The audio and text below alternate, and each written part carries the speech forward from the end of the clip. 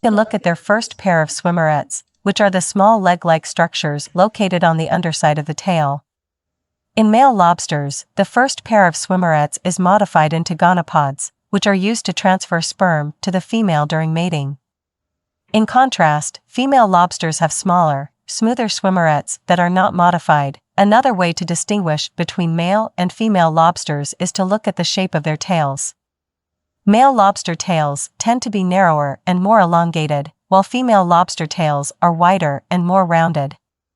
Additionally, females may have a bright red coloring on their tails when they are carrying eggs, which can also help identify them. In addition to the swimmerets and tail shape, the claws can also be used to distinguish between male and female lobsters.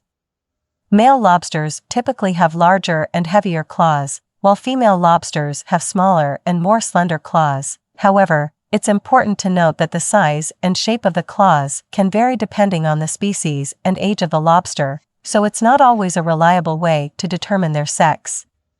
In some cases, the only sure way to determine the sex of a lobster is to examine its reproductive organs internally.